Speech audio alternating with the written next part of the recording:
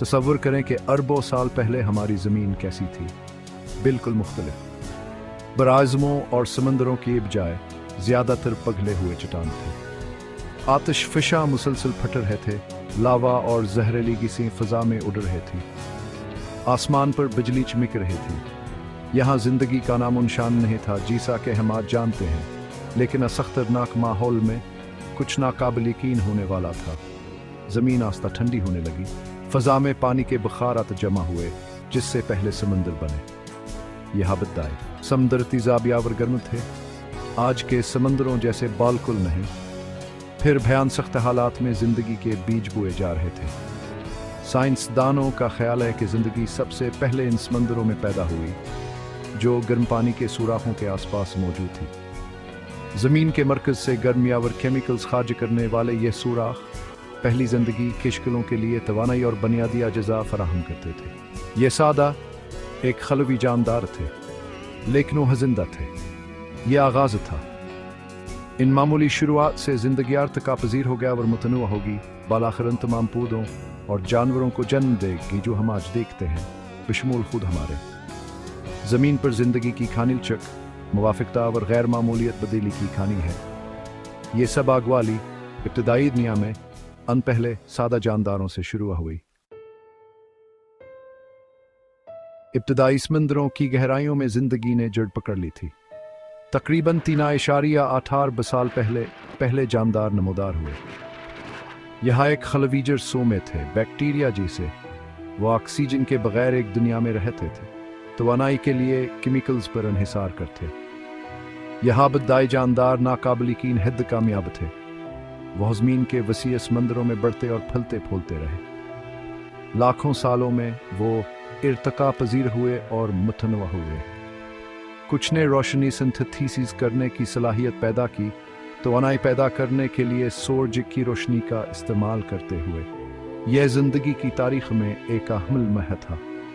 अनज़ियाई तालीफ़ी जानदारों, जिन्हें साइनोबैक्टीरिया कहते हैं, ने ज़मनी पैदावार के तौर पर ऑक्सीजन खारिज की।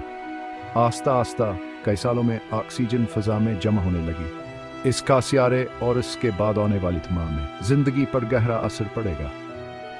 पहला माइक्रोब SS3। हम इल्मबरदार थे। इन इब्तदाई समंदरों में तरक्की करते, ढालते और इर्तका पजीर होते। रोशनी सिंथेसिस करने की हमारी सलाहियत ने सब कुछ बदल दिया, मुस्तकबिल की ज़िंदगी की शक्लों के लिए रास्ता हमवार किया। ऑक्सीजन का रोज ज़मीन की तारीख का एक अहम वाक़या था। शुरू में ऑक्सीजन बहुत सी जानदारों के लिए जहरीली थी। इसकी वजह से बहुत से इब्तदाई ऑक्सीजन के बगैर रहने वाले जानदार ख़त्म हो गए। लेकिन कुछ जानदारों ने सांस लेने के लिए ऑक्सीजन का इस्तेमाल करने के तरीके तैयार किए। तवानाई हासिल करने का यह नया तरीका कहें ज़्यादा मसर था। उसने ज़िंदगी को ज़्यादा पेचीदा और बड़ा होने दिया।